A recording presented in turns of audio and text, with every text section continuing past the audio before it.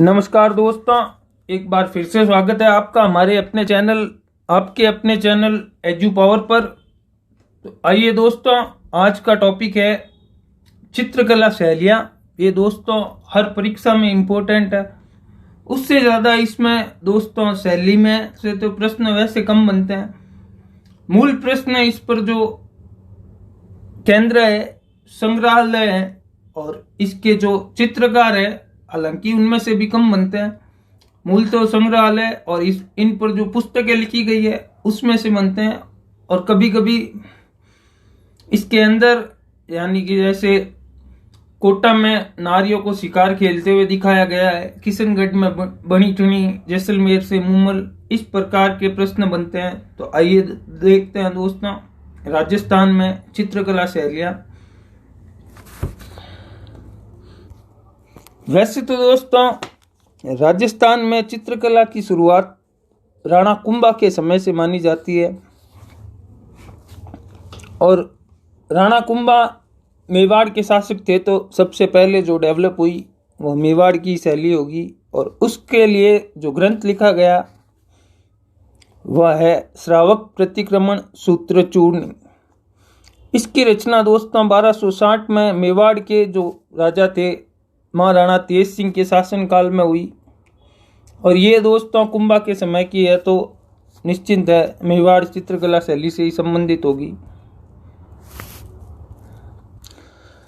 दोस्तों राजस्थान की जो सभी जगहों की अलग अलग शैलियाँ, यानी कि जो मारवाड़ स्कूल, मेवाड़ स्कूल, ये इन सब पर मिलाकर एक पुस्तक लिखी थी आनंद कुमार स्वामी ने, जिस पुस्तक का नाम है राजपूत पेंटिंग। दोस्तों आनंद कुमार स्वामी और राजपूत पेंटिंग आपको याद रखना है दोस्तों। पुस्तकों में से बहुत बार प्रश्न बनते हैं। ग्राम सेवक भी में आपने देखा 5 से 6 प्रश्न पुस्तकों में से बने थे। राजस्थानी चित्रकला का दोस्तों सर्वप्रथम जो वैज्ञानिक विभाजन है, यानी कि इससे पहले क्षेत्रों में पेंटिंग बनती थी किंतु उनको नाम नहीं दिया गया था। 1916 में प्रॉपर विभाजन किया था दोस्तों। 1916 में इस चित्रकला का प्रॉपर विभाजन हुआ, यानी कि ये पेंटिंग इस स्कूल से है, ये पेंटिंग इस स्कूल से है। और आधुनिक चित्रकला यानी कि जो मॉडर्नाइजेशन हुआ आर्ट का, वह किया है दोस्तों कुंदन लाल मिस्त्री ने। अब देखते हैं दोस्तों अलग अलग प्रकार की शैलियाँ और उसमें क्या क्या हमें याद रखना है। तो दोस्तों सबसे पहले है मारवाड़ शैली। इसमें दोस्तों मारवाड़ क्षेत्र में जिस घराने में जो पेंटिंग की शैलियाँ हैं वो पढ़ेंगे। जैसे जोधपुर है, किशनगढ़ है, बीकानेर है, जैसलमेर है। इसमें दोस्तों एक तो स्वर्णकाल आपको याद रखना है। वैसे तो मैंने कलर चेंज कर रखा है इन सब का। जैसे जोधपुर शैली का स्वर्णकाल मालदेव के शासनकाल को कहा जाता है। इस शैली में दोस्तों इम्पोर्टेंट अगर हम जियोग्राफिकली देखें तो मारवाड़ की तरफ रेत के टीले हैं, तो रेत के टीले ऊंट हैं दोस्तों। रेगिस्तान का जहाज है तो ये हो गई। चिंकारा है, छोटी छोटी झाड़ियाँ जो बावलियाँ होते हैं दोस्तों। तो जो जियोग्राफिकल है उन्हीं की पेंटिंग होगी। तो वो दोस्तों इस मारवाड़ और जोधपुर में ओसिया, फड़ौदी, जैसलमेर तक लगभग ऐसे ही दृश्य देखने को मिलते हैं, तो वो इस पेंटिंग में दिखते हैं।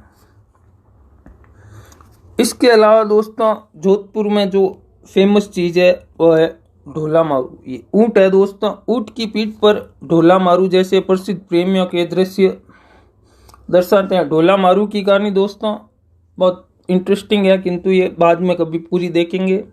अभी तो बहुत कम समय बचा है, इसलिए अपन केवल इम्पोर्टेंट फैक्ट देख रहे हैं। इसके दोस्तों पेंटर के नाम शिवदास, देवदास, ये आपको याद रखने हैं। रामा, नाथा, छज्जू। दोस्तों नाम हमेशा 2-3 आएंगे, तो परीक्षा में इनका तो कंफ्यूज होना ही नहीं है। जहाँ पर रामा, नाथा, छज्जू, सैपू, ये छोटे छोटे नाम आपको याद रखने हैं। इसके बाद दोस्तों मतीराम द्वारा रसराज की चित्रण प्रयोग किए गए, इस बात को याद रखना है। इसके अलावा 1623 में वीर जी ने रागमाला चित्रावली, ये दोस्तों पूरा पॉइंट इंपॉर्टेंट है आपके लिए। 1623 में वीर जी ने रागमाला चित्रावली का चित्रांकन किया। अब बात करते हैं दोस्तों बीकानेर शैली की। तो इस शैली का दोस्तों स्वर्णकाल अनूप सिंह का शासनकाल कहलाता है। इस शैली की विशेषता यह है दोस्तों कि इस शैली में चित्रकार अपना नाम और तारीख लिख देते थे, जो दोस्तों जैसे आज की डेट में पेंटर लिखते हैं, और इसी के साथ यहाँ पर कलाकारों को उस्ताद कहा जाता था। और बीकानेर शैली को दोस्तों त्रिगुट शैली भी कहा जाता है, तो इसलिए इन चित्रकारों को त्रिगुट शैली या बीकानेर शैली दोनों एक ही है। और दोस्तों नाम याद रखना है यहाँ पर रामलाल, अली राजा, मुराद और हसन। दोस्तों मैं फिर कह रहा हूँ, नाम एक साथ ही आएंगे, कभी ऐसे नहीं आ सकता कि एक पर्टिकुलर चित्रकार का नाम आए। मारवाड़ में अगर कोई इंपॉर्टेंट है दोस्तों, राजस्थान चित्र शैली से कंपटीशन में अगर प्रश्न बनेगा तो ये शैली किशनगढ़ शैली है। बनी ठनी से बनेगा, एरिक डिक्सन से बनेगा, सावंत सिंह नगरीदास से बनेगा, रसिक प्रिया का नाम पूछेगा। 100 में से 90% चांस से आपके किशनगढ़ शैली के प्रश्न बनने के हैं दोस्तों, इस बात का याद रखना। ये शैली सौंदर्य पर आधारित है दोस्तों। किशनगढ़ के जो राजा थे सावंत सिंह, या जिनका नाम नगरीदास भी था, उन्होंने अपनी जो प्रेमिका थी या महारानी थी रसिक प्रिया, उनका चित्र बनवाया था निहाल चंद से। दोस्तों निहाल चंद अकेले चित्रकार है जिनका सिंगल नाम पूछा जाता है, बनी ठनी का चित्रकार कौन था, तो वो दोस्तों निहाल चंद थे, ये आपको याद रखना है। इन्होंने बनी ठनी का चित्र बनाया था और इनको उपाधि इसी के बाद मिली थी मोर ध्वज की। इसी के साथ दोस्तों किशनगढ़ शैली को जो प्रकाश में लेकर आए, यानी कि जिन्होंने खोजा, जिन्होंने चर्चित किया इसको, वो था एरिक डिक्सन और फैयाज अली। फैयाज अली दोस्तों इंपॉर्टेंट नहीं है, आपके लिए इंपॉर्टेंट है एरिक डिक्सन, क्योंकि इन्होंने बनी ठनी पर एक टिप्पणी की थी, इन्होंने संज्ञा दी थी बनी ठनी को भारत की मोनालिसा की। इसी के साथ दोस्तों बनी ठनी पर 5 मई 1973 बनी ठनी पर डाक टिकट जारी किया था भारत सरकार ने। तो दोस्तों ये इसलिए और इम्पोर्टेंट होता है आपके लिए। इसके बाद दोस्तों एक चित्रकार हुए अमरचंद, इन्होंने चांदनी रात की संगोष्ठी की रचना की, जिस पर मुख्य फोकस इन्होंने किशनगढ़ शैली में किया, तथा इस शैली में जो केले के वृक्षों को चिन्हित किया गया, क्योंकि दोस्तों किशनगढ़ अजमेर क्षेत्र में आता है जहाँ से नदियाँ आती है, अरावली क्षेत्र है, तो केले के वृक्षों को चिन्हित किया। इस शैली पर दोस्तों वैसे तो राजस्थान की लगभग हर शैली पर ब्रज साहित्य प्रभावित है, क्योंकि लगभग राजस्थान की हर शैली में राधा और कृष्ण के चित्र है, और जहाँ राधा और कृष्ण आते हैं वह ब्रज शैली अपने आप स्वतः ही आ जाती है। तो ब्रज शैली का लगभग राजस्थान की हर शैली में प्रभाव है। कांगड़ा और ब्रज साहित्य से ये दोस्तों प्रभावित है। इसके बाद दोस्तों इसमें लाडली दास आपको याद रखना है, लाडली दास का नाम होगा ही होगा। इसी के साथ बदन सिंह और निहाल चंद अलग से पूछा जाएगा दोस्तों। अब बात करते हैं दोस्तों जैसलमेर शैली की। तो यहाँ पर केवल एक चित्र राजकुमारी मुंबल का चित्र है। तो दोस्तों पहले मैं आपको बनी ठनी का चित्र दिखाता हूँ, उसके बाद मैं आपको मुंबल के बारे में बताता हूँ। ये दोस्तों ये जो चित्र आपको स्क्रीन पर दिख रहा है, ये बनी ठनी का है, ये किशनगढ़ शैली का है दोस्त। और अगर ये घूंघट छोड़ के फूल सूंघते हुए अगर कोई दृश्य है तो वो दृश्य दोस्तों मुंबल का है। बस इतना सा ही फर्क है, इसलिए इस बात को याद रखिएगा आप। ये चित्र दोस्तों बनी ठनी का है। इसका दोस्तों जैसलमेर शैली का स्वर्णकाल अगर देखें तो वो मूलराज द्वितीय के समय को माना जाता है। वैसे इसमें से केवल राजकुमारी मुंबल का प्रश्न बनता है। इसके बाद दोस्तों इम्पोर्टेंट शैली जो है वह है मेवाड़ शैली। अब दोस्तों मेवाड़ में जियोग्राफी अलग है, तो यहाँ पर घने पेड़ होंगे तो जंगल होगा, जंगल होंगे तो जंगली जानवर होंगे, तो यहाँ पर जो दृश्य दिखेंगे, चित्र जो दर्शाएंगे वो वहाँ की जियोग्राफिकल इंडिकेशन दर्शाएंगे दोस्तों।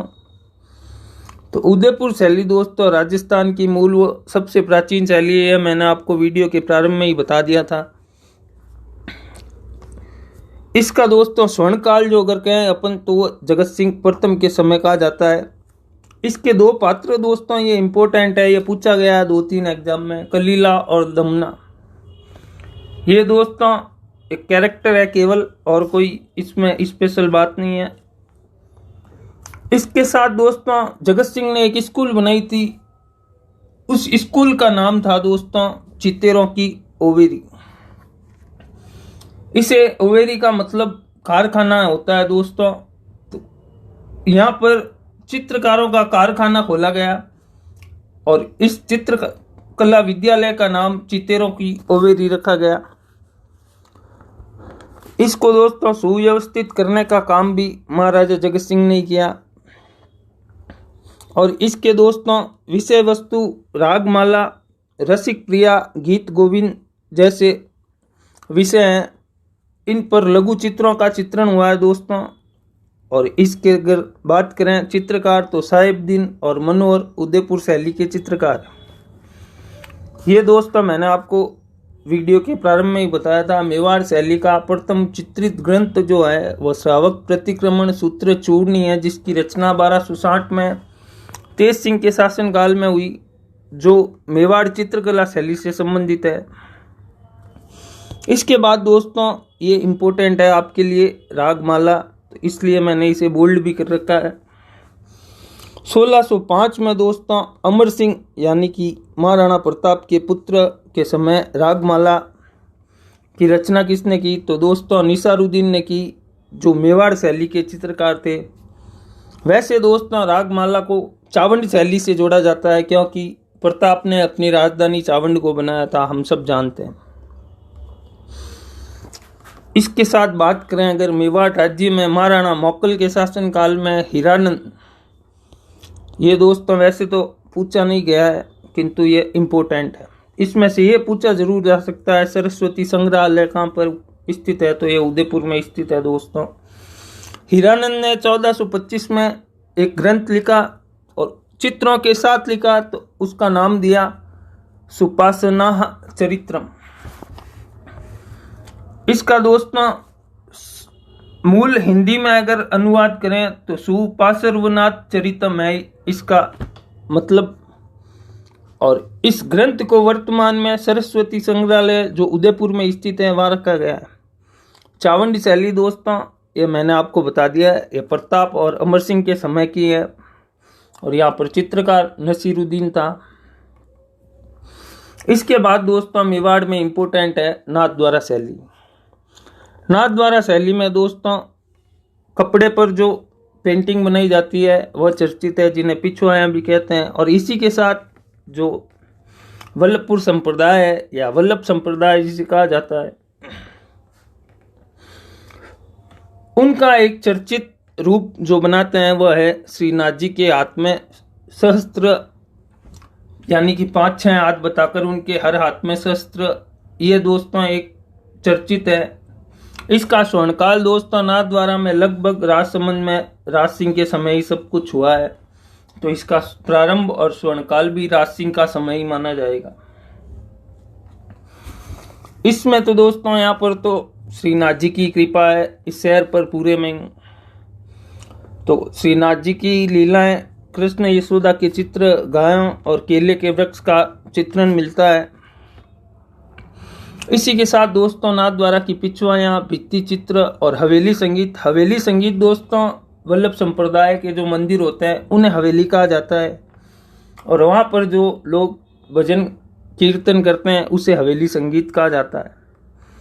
इसके बाद दोस्तों इम्पोर्टेंट है क्योंकि आरपीएससी और आरएसएमएसएस भी अभी बार बार इस क्षेत्र से चित्रकला के प्रश्न उठा रही है। तो बूंदी शैली जो पशु पक्षियों की शैली है, क्योंकि दोस्तों यहाँ पर मुकंदरा हिल्स है और वन्य वातावरण है, इसलिए यहाँ पर जियोग्राफिकल इंडिकेशन के हिसाब से यहाँ पर पशु पक्षियों को दर्शाया गया है। इस शैली का दोस्तों स्वर्णकाल सुरजनहाड़ा के समय को माना जाता है। ये दोस्तों राजस्थानी चित्रकला का मुख्य प्रारंभिक केंद्र व राजस्थानी संस्कृति का पूर्ण चित्रण, यानी कि दोस्तों यहाँ पर घूंघट निकाले हुए महिला, तीखी नाक, पगड़ी पहने हुए पुरुष, इस प्रकार के चित्रों को दर्शाकर इन्होंने राजस्थानी जो संस्कृति है उसका पूर्ण चित्रण किया है। इसी के साथ यहाँ पर जियोग्राफिकल इंडिकेशन के हिसाब से पशु पक्षियों के चित्र पर इस शैली में जोर दिया गया है, तो यह विशेषता है। यहाँ पर दोस्तों महाराव उमेश सिंह के शासनकाल में एक संग्रहालय की स्थापना की गई, जिसे भित्ति चित्रों का स्वर्ग कहा जाता है। भित्ति चित्र यानी दोस्तों दीवारों पर बनाए जाने वाले चित्र। यहाँ पर दोस्तों दो चित्रकार हुए, रामलाल और दुर्जन। ये दोस्तों बूंदी के प्रमुख चित्रकार थे और इसी के साथ बूंदी में एक और शैली चर्चित है, वह है दुगारी शैली। ये दुगारी शैली भी दोस्तों बूंदी जिले से ही संबंधित है। इसके बाद दोस्तों कोटा शैली। यहाँ पर दोस्तों केवल इतना याद रखना है अपने को कि नारियों और रानियों को शिकार खेलते हुए दिखाया गया। दरबार के दृश्य वैसे तो नहीं बनेंगे, युद्ध के नहीं बनेंगे।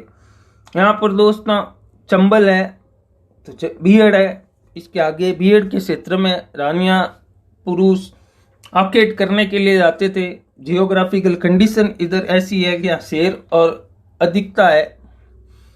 ये उस समय के कोटा की बात कर रहा हूँ, रियासती काल की, तो उस समय के हिसाब से बात कर रहे हैं दोस्तों। तो उसमें इन्होंने नारियों और रानियों को शिकार खेलते हुए दिखाया गया। इसके अगर स्वर्णकाल की बात करें दोस्तों तो ये महाराव राम सिंह के शासनकाल को माना जाता है। और दोस्तों जैसे मैंने आपको बताया इस शैली पर भी वल्लभ संप्रदाय का प्रभाव है। जहाँ कृष्ण और राधा या कृष्ण की लीलाओं का वर्णन होगा वहाँ पर वल्लभ संप्रदाय का अपने आप से दोस्तों प्रभाव होगा। और राजस्थान में कोई भी ऐसी जगह नहीं है कि कलवर को छोड़ दें तो जहाँ कृष्ण लीलाएं नहीं दिखाई गई है। यहाँ पर दोस्तों नूर मोहम्मद इम्पोर्टेंट चित्रकार है और रागमाला का प्रसिद्ध चित्रकार डालू है। तो दोस्तों नूर मोहम्मद इम्पोर्टेंट है आपके लिए। इसके बाद दोस्तों ढूंढाड़ दोस्तों जयपुर और अलवर का कुछ क्षेत्र ढूंढाड़ कहा जाता है। इसके बाद भरतपुर और अलवर का क्षेत्र मेवात कहा जाता है। आप कंफ्यूज ना हो तो दोस्तों ढूंढाड़ में जयपुर शैली या आमेर शैली।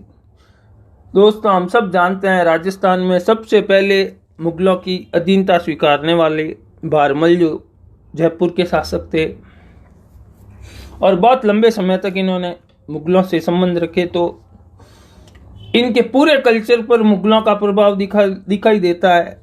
इसी के साथ यहाँ पर जो चित्रकला शैली है उसमें भी मुगल शैली का सर्वाधिक प्रभाव देखा जाता है।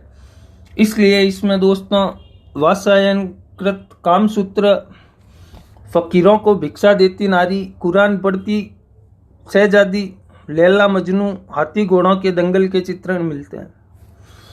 इसमें तो दोस्तों इम्पोर्टेंट वात्स्यायनकृत कामसूत्र ही इम्पोर्टेंट है और इसका स्वर्णकाल सवाई प्रताप सिंह के समय माना जाता है। इसके अलावा पोर्ट्रेट दोस्तों इस शैली में इम्पोर्टेंट है। आदमकद पोर्ट्रेट के लिए ये शैली दोस्तों चर्चित है और सबसे पहला जो पोर्ट्रेट आदमकद बना था वो सवाई ईश्वरी सिंह का बना था और वह बनाया था दोस्तों साहिब राम ने। और ये वर्तमान में सिटी पैलेस जयपुर में दोस्तों ये ईश्वरी सिंह का पोर्ट्रेट लगा हुआ है। और जयपुर में दोस्तों जैसे एक जगह दी हुई थी चित्रकारों को, आप राजमहल में इस जगह पर चित्र बनाएंगे तो उस स्थान को सूरत खाना, क्योंकि सूरत उकेरते थे, ये सूरत खाना कहा जाता था। इसी के साथ दोस्तों मुगल चित्रकार मोहम्मद शाह का भी नाम जयपुर शैली से जुड़ा है। और अगर जयपुर शैली के दोस्तों चित्रकार आएंगे या आमेर शैली के तो गोपाल, उदय, जीवन व हुक्मा, ये चार नाम साथ में आएंगे। इसके बाद है दोस्तों अलवर शैली। इस शैली का दोस्तों स्वर्णकाल बन्ने सिंह या विनय सिंह के समय को माना जाता है। इस शैली पर दोस्तों सबसे अधिक प्रभाव अंग्रेजी या पश्चिमी देशों का है, यानी कि ईस्ट इंडिया कंपनी का प्रभाव है। इसमें इन्होंने फोकस अश्लील नृत्यांगनाओं और वेश्याओं के चित्र यानी कि महफिल कोटे के चित्र दिखाए गए हैं। और यहाँ पर दोस्तों चित्रकार हुए हैं जमुना दास, शालिग्राम, छोटेलाल, बक्साराम, बलदेव, गुलाम अली, राम गोपाल और नंदराम। ये दोस्तों अलवर शैली के चित्रकार है। यहाँ पर दोस्तों राजस्थान की सभी शैलियाँ समाप्त हुई।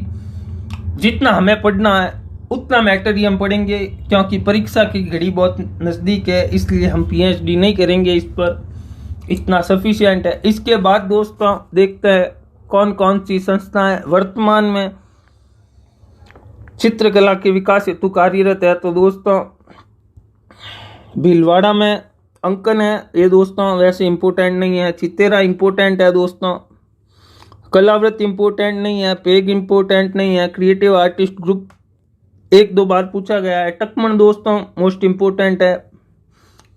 इसके बाद तुलिका कलाकार परिषद जो उदयपुर में है, धोरा जोधपुर में है, राजस्थान ललित कला अकादमी दोस्तों इन सब में से सबसे महत्वपूर्ण है जो जयपुर में स्थित है। और इसके बाद इम्पोर्टेंट है पश्चिमी क्षेत्र सांस्कृतिक केंद्र जयपुर। इसके बाद दोस्तों संग्रहालय, ये लगभग सभी इम्पोर्टेंट है।